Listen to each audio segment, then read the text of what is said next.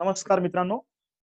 मध्ययुगीन मराठी वाङ्मयाचा इतिहास या अभ्यास पत्रिकेमध्ये महात्मा बसवेश्वर यांचे चरित्र आणि महात्मा बसवेश्वर यांचे वचन साहित्य असे दोन मुद्दे आपल्या अभ्यासक्रमास आहेत. यापैकी जगज्योती महात्मा बसवेश्वर यांचं चरित्र आणि त्यांचं कर्तृत्व या मुद्द्याचा विचार आज आपण करणार आहोत. दक्षिण भारतातील समग्र क्रांतीचे उद्गाते म्हणून जगज्योती महात्मा बसवेश्वराकडे पाहिल्या जाते. असं म्हणतात की सिद्धार्थ गौतम बुद्धानंतरचे एक क्रांतिकारी युगपुरुष म्हणजे महात्मा बसवेश्वर. महात्मा बसवेश्वरांचा उल्लेख दक्षिण भारतातील बुद्ध म्हणून केला जातो, कारण दक्षिण भारतामध्ये समग्र क्रांती करणारे पहिले युगपुरुष म्हणजे महात्मा बसवेश्वर आहेत. आता महात्मा बसवेश्वरांचा मराठी संत साहित्यामध्ये अभ्यास का करायचा असाही काही प्रश्न अनेक अभ्यासकांना पडतो. मराठी संत साहित्यामध्ये कर्नाटकातील महात्मा बसवेश्वरांचा अभ्यास का करायचा असा प्रश्न अनेक अभ्यासकांना पडतो. तर मित्रांनो, महात्मा बसवेश्वर हे दक्षिण भारतातील पहिले क्रांतिकारी युगपुरुष आहेत. समग्र क्रांती करणारे हे पहिले क्रांतिकारक पुरुष आहेत. तर या ठिकाणी पहा, या महात्मा बसवेश्वरांच्या क्रांतिकार्याचा प्रभाव, महात्मा बसवेश्वरांच्या क्रांतिकारी विचाराचा प्रभाव दक्षिण भारतातील सर्वच संप्रदायावर चळवळीवर पडलेला आहे.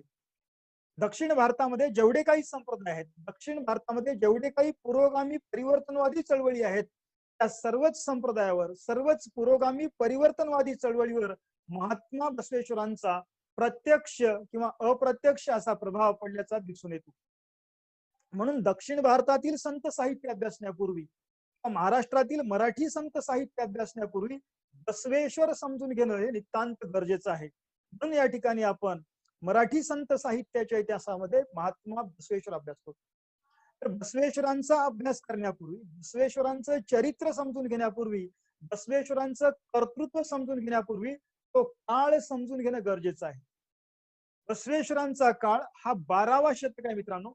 तर या 12व्या शतक, हा 12वा जो शतक आहे, त्या काळाची जर राजकीय पार्श्वभूमी जर आपण विचारात घेतलं तर या काळामध्ये दक्षिण भारतामध्ये चालुक्यांची सत्ता होती. चालुक्य राजा तिसरा तैलप हा राज्य करत होता. तो त्याची प्रशासनावर पकड नव्हती, तो तेवढा कर्तृत्वान नव्हता, त्यामुळे त्याचे मांडलिक राजे त्याच्यापेक्षा प्रभावी ठरत होते, त्याच्यापेक्षा म्हणजे वरचे ठरत होते. आणि असं एकंदर ही राजकीय परिस्थिती होती. आणि त्याचबरोबर त्या काळातील सामाजिक धार्मिक परिस्थितीचा जर विचार केला तर 12व्या शतकामध्ये म्हणजे दक्षिण भारतामध्ये धर्माच्या नावावर अधर्म मोठ्या प्रमाणामध्ये माजलेलं होतं. मंदिर महात्म्य मोठ्या प्रमाणामध्ये वाढलेलं होतं. पुरोहितशाही मोठ्या प्रमाणामध्ये वाढलेली होती. यज्ञ यागादी कर्मकांडाचा सुकाळ झाला होता. व्रत वैकल्याचा सुकाळ झाला होता. समाजामध्ये टोकाची विषमता पसरलेली होती. एक वर्ग प्रचंड मजेमध्ये होता आणि दुसरा वर्ग मात्र हलाखीचं जीवन जगत होता. यज्ञ यागाच्या नावाखाली मोठ्या प्रमाणामध्ये प्राण्यांची हत्या होत होती. आणि अशा काळामध्ये एकूण जर हा काळ विचारात घेतला तर हा काळ सामाजिक परिस्थितीचा जर विचार केला त्या काळात, तर त्या काळातील सामाजिक परिस्थिती ही प्रचंड म्हणजे बिघडलेली होती. समाज हा मोठ्या प्रमाणामध्ये अधपतित झालेला होता. आणि अशा काळामध्ये महात्मा बसवेश्वरांचा जन्म झाला. महात्मा बसवेश्वरांचा जेव्हा जन्म हा इसवी सन 1105 साली बागेवाडी जिल्हा विजापूर या ठिकाणी झाला. म्हणजे कर्नाटक प्रांतातील विजापूर जिल्ह्यातील इंगळेश्वर बागेवाडी या ठिकाणी इसवी सन 1105 साली महात्मा बसवेश्वरांचा जन्म झाला. आणि या ठिकाणी पहा, महात्मा बसवेश्वरांच्या आईचं नाव आहे मादल अंबिका आणि वडिलांचं नाव आहे मादिराज मंडिगे. आणि या महात्मा बसवेश्वरांचा जन्म एका शैव ब्राह्मण कुटुंबामध्ये झाला. आणि बसवेश्वरांचे वडील मादिराज हे त्या गावचे ग्राम प्रमुख होते. त्यांनाच अग्रहार असं म्हणतात, अग्रहार प्रमुख होते. आणि या ठिकाणी पहा, बसवेश्वरांचे वडील जे मादिराज आहेत त्यांना 3 अपत्य होते. एक मुलगा देवराज आणि दुसरी मुलगी नागलांबिका आणि त्यानंतर हे महात्मा बसवेश्वर. आणि अशा प्रकारचे 3 अपत्य बसवेश्वरांच्या वडिलांना होते. आणि बसवेश्वर जे आहेत, बसवेश्वर उपजताच विलक्षण कुशाग्र बुद्धिमत्तेचे होते. म्हणजे बसवेश्वर विलक्षण कुशाग्र बुद्धिमत्तेचे होते, त्याचप्रमाणे विलक्षण बंडखोर वृत्तीचे होते. म्हणजे लहान असतानाच ते म्हणजे आपल्या वडिलांना अनेक प्रश्न विचारून ते भंडावून सोडत असत. म्हणजे या ठिकाणी पहा, त्यांची प्रचंड जिज्ञासा होती धर्माबद्दल, परंपरेबद्दल. अक्षरशः अनुत्तरित करणारे प्रश्न ते आपल्या वडिलांना विचारत असत. आणि असे बसवेश्वर हे विलक्षण कुशाग्र बुद्धिमत्तेचे आणि बंडखोर वृत्तीचे होते. त्याचबरोबर पहा, बसवेश्वर जेव्हा 8 वर्षाचे होतात, म्हणजे इसवी सन 1813 साली या महात्मा बसवेश्वरांचा उपनयन संस्कार विधी ठरतो. म्हणजे बसवेश्वर 8 वर्षाचे झाल्यानंतर इसवी सन 1113 साली बसवेश्वरांचे वडील मादिराज त्यांची उपनयन विधी ठरवतात आणि त्यांचं उपनयन संस्कार करण्यासाठी उत्तर भारतातून पुरोहितांना बोलावतात. आणि उत्तर भारतातून पुरोहितांना बोलावल्यानंतर त्यांच्या उपनयन संस्काराची सर्व तयारी होते. आणि उपनयन संस्कार करण्यास आलेले जे उत्तर भारतातले पंडित आहेत, त्या पंडितांना एकच प्रश्न बसवेश्वर विचारतात की माझी मोठी बहीण अक्क नागम्मा असताना तुम्ही तिला सोडून माझीच मुंज का करता? असा प्रश्न 8 वर्षाचे बसवेश्वर त्या 60 वर्षाच्या पुरोहितांना विचारतात. आणि तेव्हा ते पुरोहित त्यांना म्हणतात की तुझी मोठी बहीण अक्क नागम्मा ही स्त्री असल्यामुळं तिची मुंज करता येत नाही, कारण धर्म स्त्रीची मुंज करायला परवानगी देत नाही. तेव्हा 8 वर्षाचे बसवेश्वर त्या 60 वर्षाच्या पुरोहितांना म्हणतात, तुमचा जो धर्म माझ्यामध्ये आणि माझ्या बहिणीमध्ये भेदभाव करतो तो धर्मच मला मान्य नाही, किंवा तुमची मुंजही मला करायची नाही.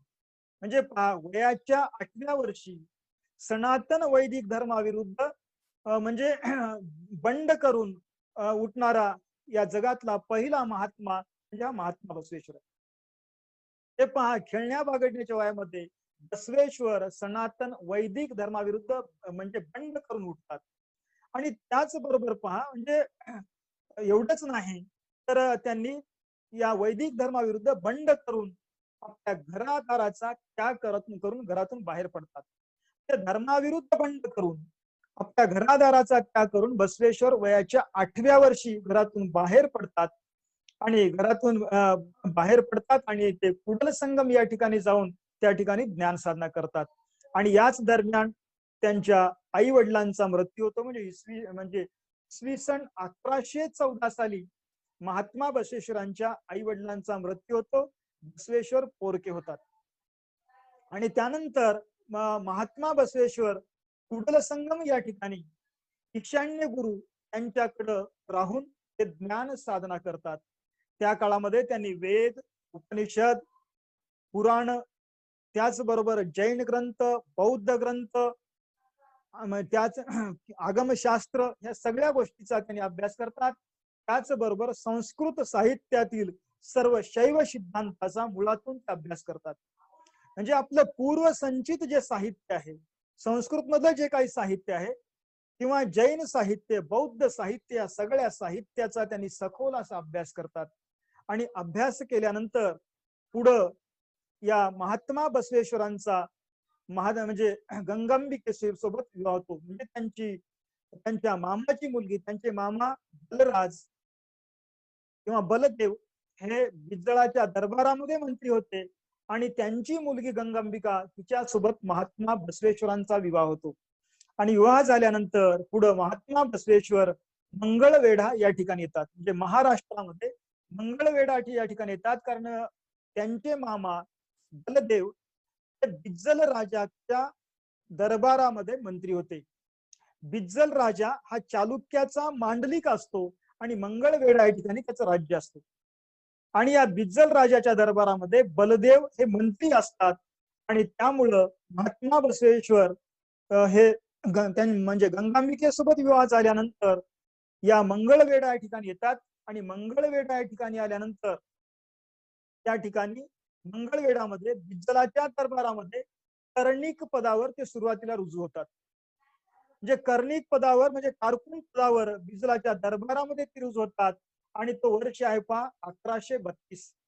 म्हणजे इसवी सन 1132 साली महात्मा बसवेश्वर बिज्जलाच्या दरबारामध्ये कारकून पदावर ते रुजू होतात. आणि त्यानंतर हे महात्मा बसवेश्वर स्वतःच्या कर्तृत्वाच्या बळावर, स्वतःच्या कौशल्याच्या बळावर ते बिज्जल राजाचे अर्थमंत्री होतात. आणि त्यानंतर काही दिवसांनी ते प्रधानमंत्री होतात. म्हणजे महात्मा बसवेश्वर स्वतःच्या कर्तृत्वावर, स्वतःच्या कौशल्यावर, स्वतःच्या बुद्धिमत्तेवर ते बिज्जल राजाचे अर्थमंत्री आणि प्रधानमंत्री होतात. आणि आणि हे प्रधानमंत्री पहा, इसवी सन 1142 साली ते बिज्जलाचे प्रधानमंत्री होतात. पहा, म्हणजे 1132 साली ते कारकून म्हणून सेवेमध्ये रुजू झाले आणि 10 वर्षामध्ये बिज्जल राजासमोर आपलं कर्तृत्व दाखवून 10च वर्षामध्ये ते बिज्जल राजाचे प्रधानमंत्री होतात. आणि अशा प्रकारे बिज्जल राजाचे प्रधानमंत्री होऊन अत्यंत चांगला कारभार करू लागतात. आणि त्याच दरम्यान पहा, म्हणजे त्यानंतर एक साधारणतः 11 वर्षांनी म्हणजे इसवी सन 1153 साली चालुक्य राजा जो तिसरा तैलप आहे तो वरंगळ या ठिकाणी बंड शमवण्यासाठी गेला होता. आणि वरंगळ या ठिकाणी बंड शमवण्यासाठी गेल्यानंतर तो पुन्हा काही परत आला नाही. त्या संधीचा फायदा घेऊन हा म्हणजे बिज्जल राजा, कलचुरी घराण्यातला हा बिज्जल राजा तो म्हणजे कल्याणची गादी हस्तगत करतो आणि कल्याणवर तो प्रभुत्व मिळवतो. तसा तर तो तैलप राजाचा आतेभाऊ होता. आणि तो तैलप राजा तिकडे गेल्याचा फायदा घेऊन तो कल्याणचं राज्य हस्तगत करतो आणि आपली राजधानी मंगळवेढ्याहून कल्याणला तो हलवतो. आणि बिज्जल राजा आपली राजधानी म्हणजे मंगळवेढ्याहून कल्याण या ठिकाणी हलवल्यानंतर बसवेश्वर त्यानंतर कल्याण या ठिकाणी स्थायिक होतात. म्हणजे पहा, महात्मा बसवेश्वरांचा जर कालखंड विचारात घेतला तर महात्मा बसवेश्वरांच्या आयुष्यातील 21 वर्ष ते मंगळवेढा या ठिकाणी होते. आपण विचार करतो की बसवेश्वरांचा मराठी साहित्यामध्ये अभ्यास का करायचा, तर बसवेश्वरांच्या आयुष्यातील 21 वर्ष ते महाराष्ट्रात होते आणि त्यांच्या कारकिर्दीचा आरंभच महाराष्ट्रातून झालेला आहे. आणि जेव्हा कल्याण या ठिकाणी ते राज्य जाते, बसवेश्वर त्या ठिकाणी जातात आणि त्या ठिकाणी गेल्यानंतर त्या कल्याणचं जे सिंहासन आहे राजाचं, आणि त्या ठिकाणी एक म्हणजे ताम्रपट सापडतो, एक ताम्र म्हणजे एक सुवर्णपत्र सापडतो. आणि त्या सुवर्णपत्रातील मजकूर वाचण्यासाठी त्यांना बिज्जल राजा अनेक पंडितांना बोलावतो. पण कोणताही पंडित ते सांकेतिक भाषेतलं सुवर्णपत्र वाचू शकत नाही.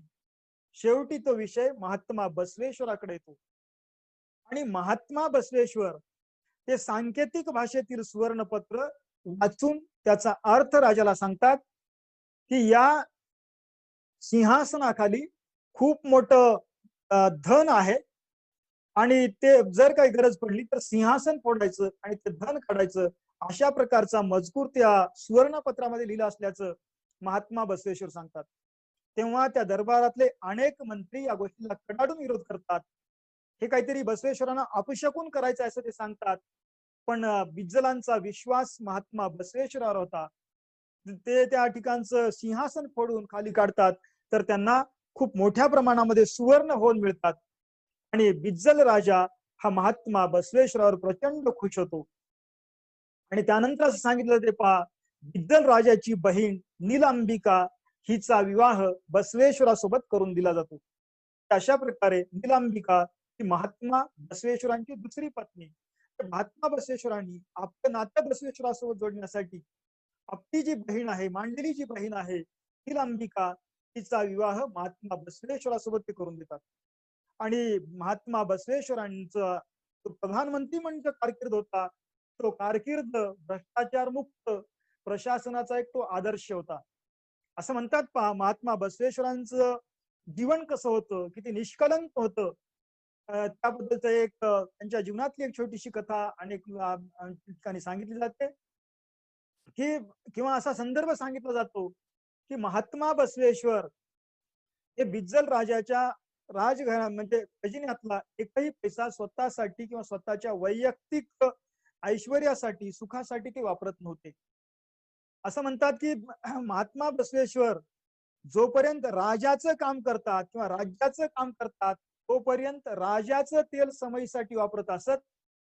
पण जेव्हा त्यांना स्वतःचे वैयक्तिक काही कामं करायचे होते किंवा त्यांना वचन लिहायचे असतील तर राजाची समई विजवून ते स्वतःच्या तेलाची समई लावत असत आणि त्याच्या प्रकाशामध्ये ते वचन लिहित असत. म्हणजे पहा, स्वतःचं वचन साहित्य लिहिण्यासाठी राजाचं तेल पण न वापरणारा असा एक प्रधान म्हणजे जगज्योती महात्मा बसवेश्वर. आणि पहा, महात्मा बसवेश्वर आता यांचं एकूण कर्तृत्व काय. आतापर्यंत हा आपण चरित्राचा भाग पाहिलो. त्यांचं एकूण कर्तृत्व काय त्या गोष्टीचा जेव्हा आपण विचार करतो तेव्हा महात्मा बसवेश्वरांच्या कर्तृत्वाचा किंवा योगदानाचा जेव्हा आपण विचार करतो, महात्मा बसवेश्वरांनी कल्याण या ठिकाणी आल्यानंतर त्यांनी पहिल्यांदा एक गोष्ट केली ती म्हणजे अनुभव मंडपाची स्थापना केली. म्हणजे विवेकी लोकांचं संघटन करण्यासाठी, विवेकी लोकांचं संघटन करून एक काहीतरी नवीन विचार जगाला द्यावा या भूमिकेतून महात्मा बसवेश्वरांनी इसवी सन 1154 साली म्हणजे बसव कल्याण या ठिकाणी किंवा आताचं बसव कल्याण आणि तेव्हाची कल्याणी म्हणजे कल्याण या ठिकाणी महात्मा बसवेश्वरांनी अनुभव मंडपाची स्थापना केली. हे अनुभव मंडप म्हणजे जगातलं पहिलं संसद होतं. या अनुभव मंडपाच्या माध्यमातून महात्मा बसवेश्वरांनी जगासमोर संसदीय लोकशाहीचा एक उत्तुंग आदर्श ठेवला किंवा संसदीय लोकशाहीचा जगातला पहिला आविष्कार म्हणजे महात्मा बसवेश्वरांचं हे अनुभव मंडप आहे. या अनुभव मंडपामध्ये महात्मा म्हणजे एकूण 770 सदस्य होते आणि 770 सदस्य का एका गावातले नव्हते. 770 सदस्य जगातल्या कानाकोपऱ्यातून जमलेले होते.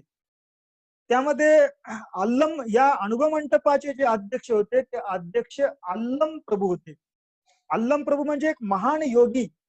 अल्लम प्रभू म्हणजे गुरु गोरक्षनाथ यांचे ते गुरुबंधू होते. गोरक्षनाथ आणि अल्लम प्रभू या दोघांचं शिक्षण श्रीशैल्यम या ठिकाणी झालेलं होतं. आणि या अल्लम प्रभू हे जे होते या अल्लम प्रभूंना महात्मा बसवेश्वर त्या अनुभव मंडपाचे अध्यक्ष बनवतात.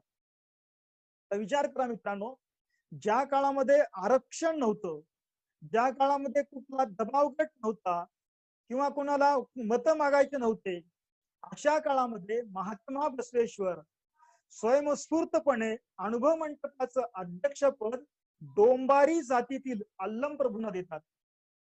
म्हणजे भटक्या विमुक्त ही जी कॅटेगरी आज आपण पाहतो म्हणजे एनटी, म्हणजे अशा प्रकारे एनटी कॅटेगरीतील जे अल्लम प्रभू होते, भटक्या विमुक्त जे अल्लम प्रभू होते, त्या भटक्या विमुक्त जातीतील म्हणजे डोंबारी जातीतील अल्लम प्रभूंना महात्मा बसवेश्वर त्या अनुभव मंडपाचे अध्यक्ष बनवतात. म्हणजे या ठिकाणी पहा, यातून महात्मा बसवेश्वरांच्या समतेचा विचार आपल्याला पाहायला मिळतो. आणि स्वतः बिजल राजाचे प्रधानमंत्री असणारे महात्मा बसवेश्वर त्या अनुभव मंडपाचे सामान्य सदस्य राहतात. तेव्हा त्या अनुभव मंडपाचे अनेक मंत्री सदस्य होते. बिजल राजाचे 3-4 मंत्री त्या अनुभव मंडपाचे सामान्य सदस्य होते आणि एक डोंबारी जातीतला फकीरवर्तीचा माणूस त्या अनुभव मंडपाचा अध्यक्ष बनतो. आता ह्या अनुभव मंडपाचे पहा, आता या ठिकाणी अनुभव मंडपाचं एक फोटो आहे पहा. बसवेश्वरांचं हे अनुभव मंडपाचं चित्र आहे. हे समोर जे बसलेले आहेत खुर्चीवर उच्च आसनावर ते म्हणजे अल्लम प्रभू आहेत.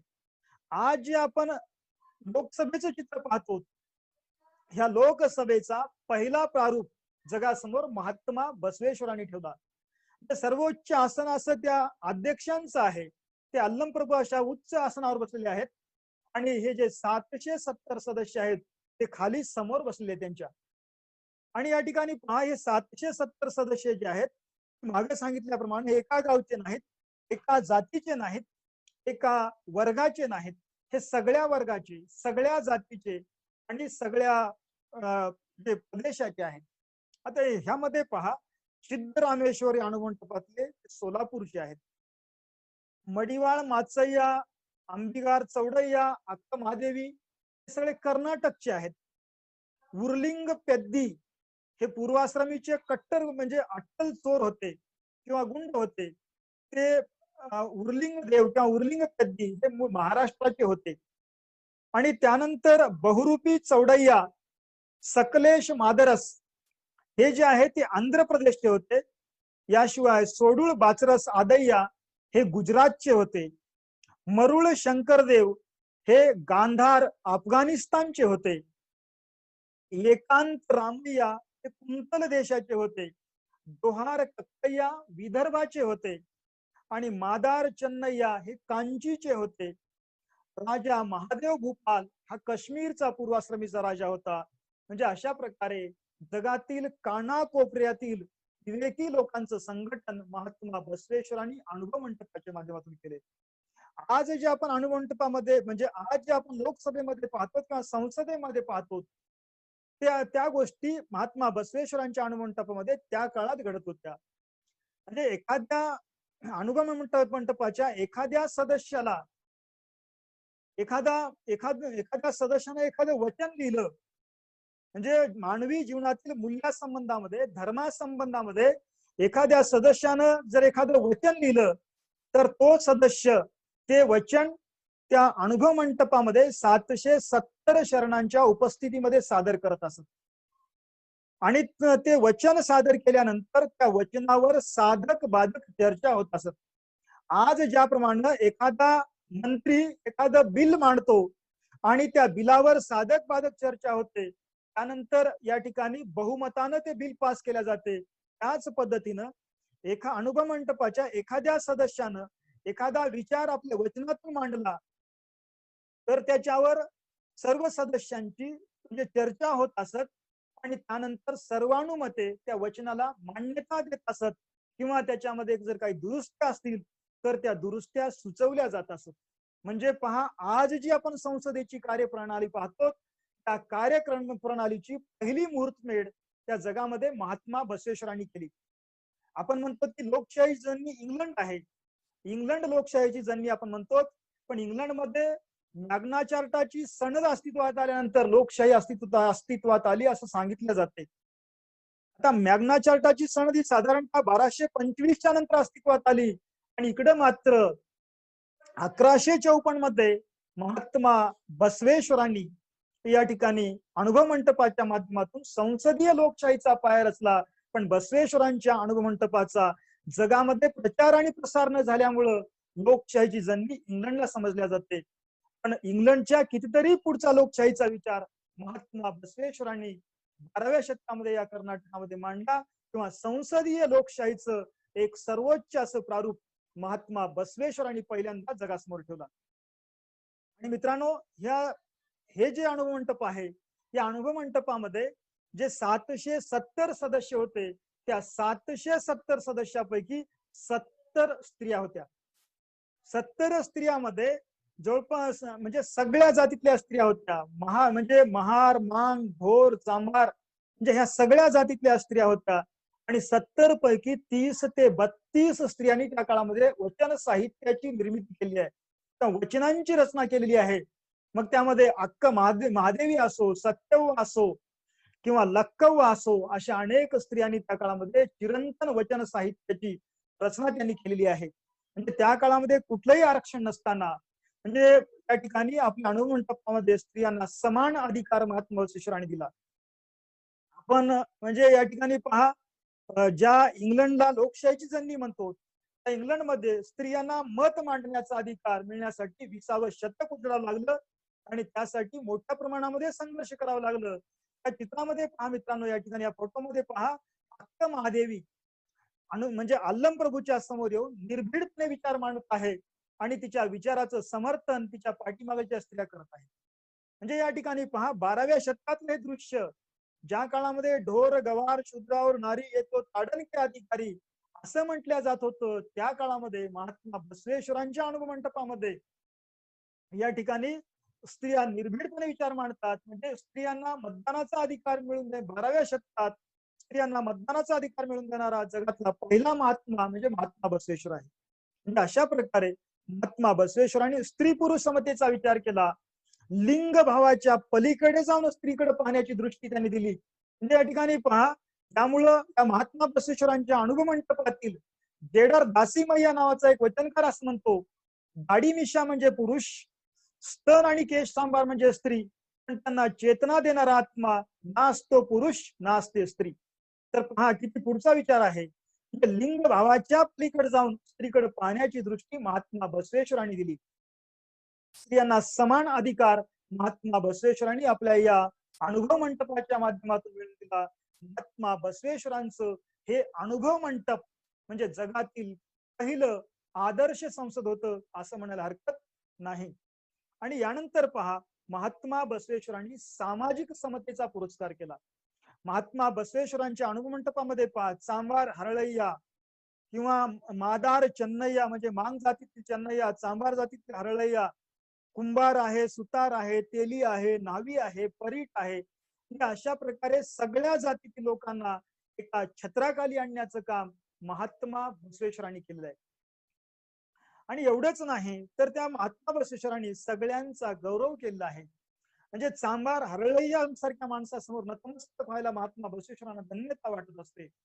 आणि याशिवाय महात्मा बसवेश्वरांनी महात्मा बसवेश्वरांचं एक वचनच आहे पहा, हा कुणाचा म्हणू नको तू देवा. म्हणजे सगळ्यांना आपलं म्हणण्याचा संदेश महात्मा बसवेश्वरांनी त्या काळामध्ये दिला.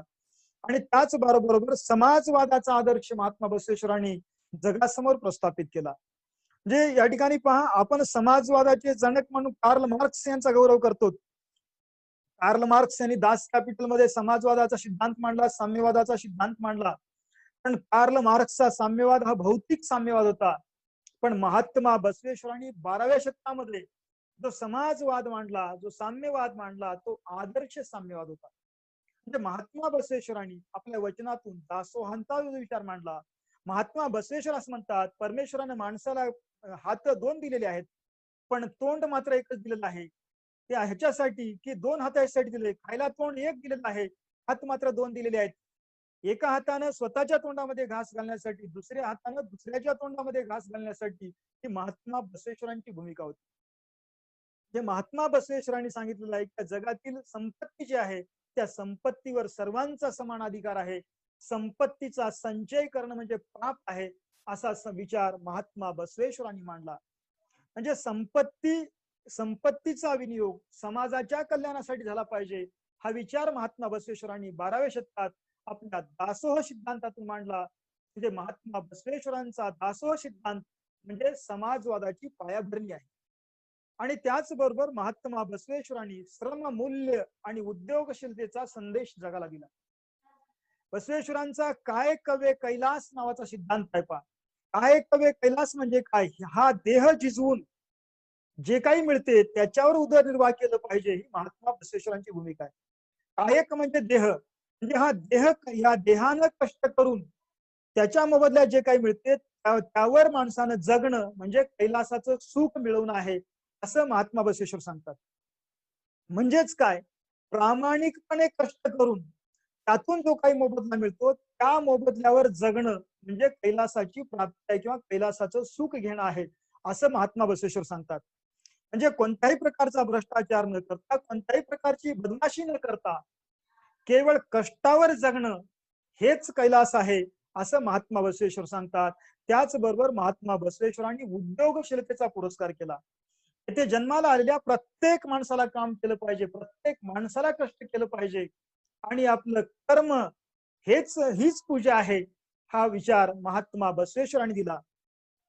महात्मा बसवेश्वरांची भूमिका अशी आहे, एक वेळ परमेश्वराची पूजा विसरला हरकत नाही, पण आपलं काम विसरू नका, आपला उद्योग विसरू नका, असं महात्मा बसवेश्वर सांगतात. महात्मा बसवेश्वरांचा हा विचार जर या समाजात रुजला असता तर भारत तेव्हाच महासत्ता झाला असता. आणि त्याचबरोबर महात्मा बसवेश्वरांनी म्हणजे जगाकडे महात्मा बसवेश्वरांच्या विचाराचा, चिंतनाचा केंद्रबिंदू माणूस होता. आणि त्याचा माणूस आणि त्याचं सुख, त्याची उन्नती, हा विचार महात्मा बसवेश्वरांच्या वचनाच्या केंद्रस्थानी आहे. म्हणून महात्मा बसवेश्वर असं म्हणतात की माणूस हा त्यांच्या चिंतनाचा, विचाराचा केंद्रबिंदू आहे. माणसाचं सुख हेच त्यांच्या विचाराचं केंद्रबिंदू आहे. माणसाचा उत्कर्ष ह्यावरच महात्मा बसवेश्वरांनी आपलं सगळं लक्ष केंद्रित केलेलं आहे. म्हणजे या ठिकाणी पहा, युरोपमध्ये कॉन्स्टँटिनोपलचा पाडाव झाल्यानंतर युरोपियनचे म्हणजे भारताकडे येणारे मार्ग बंद झाले किंवा आशिया खंडाकडे येणारे मार्ग बंद झाले. आणि त्यामुळे युरोपमध्ये प्रबोधन झालं आणि माणूस तिथल्या विचाराचा, चिंतनाचा केंद्रबिंदू बनला. पण बसवेश्वरांनी 12व्या शतकातच आपल्या चिंतनाचा विचाराचा केंद्रबिंदू माणूस बनवला होता. म्हणजे अशा प्रकारे महात्मा बसवेश्वर उद्योगशीलतेचा पुरस्कार करणारे, मानवतेचा पुरस्कार करणारे असे महात्मा बसवेश्वर होते. आणि या भारतातला पहिला आंतरजातीय विवाह महात्मा बसवेश्वरांनी त्या काळामध्ये घडून आणला. आता या ठिकाणी महात्मा बसवेश्वरांनी त्या काळामध्ये पहिला आंतरजातीय विवाह घडून आणला आणि तो वर्ष आहे इसवी सन 1167. तर या ठिकाणी पहा, या वर्षा म्हणजे 1167 मध्ये अनुभव मंडपातील 2 सदस्यामध्ये त्यांनी आंतरजातीय विवाह घडून आणतात. त्या अनुभव मंडपामध्ये एक चांबार हरळय्या होता आणि त्याचा मुलगा शिलवंत, आणि त्याच अनुभव मंडपामध्ये एक मधुरस नावाचे ब्राह्मण मंत्री होते. त्यांची मुलगी होती कुल म्हणजे लावण्यवती. म्हणजे हरळया चांबार यांचा मुलगा शिलवंत आणि मधुरस ब्राह्मण मंत्र्याची मुलगी म्हणजे लावण्यवती, या दोघांच्या संमतीने महात्मा बसवेश्वर अनुभव मंडपामध्ये इसवी सन 1167 साली पहिला आंतरजातीय विवाह घडून आणतात. आणि अशा प्रकारे म्हणजे हा भारतातला पहिला आंतरजातीय विवाह होता. आणि हा आंतरजातीय विवाह महात्मा बसवेश्वरांनी घडून आणल्यामुळे महात्मा बसवेश्वरांच्या विरोधामध्ये त्या कल्याणच्या राज्यामध्ये मोठ्या प्रमाणामध्ये त्यांच्या विरोधामध्ये वातावरण पेटते. आणि शेवटी राजा बिज्जल यांच्यावर सनातन लोकांचा प्रचंड मोठ्या प्रमाणामध्ये दबाव येतो. आणि त्यामुळं त्या म्हणजे ज्यांनी आंतरजातीय विवाह केले तो शिलवंत आणि ही लावण्यवती, त्या दोघांना आणि त्या दोघांच्याही आई वडिलांना हत्तीच्या पायाला बांधून त्यांना म्हणजे पूर्ण गावसार म्हणजे पूर्ण नगरीमध्ये फिरवल्या जाते आणि शेवटी त्यांना हत्तीच्या पायाखाली देऊन मारल्या जाते. आणि हे चित्र म्हणजे हे जे दृश्य आहे हे या ठिकाणी या पीपीटी मध्ये दाखवत आहेत. समोर हत्या आहे, माग हे जे माणसं आहेत ते फरफटत जात आहेत. यामध्ये तो म्हणजे शिलवंत आहे आणि ती लावण्यवती आहे.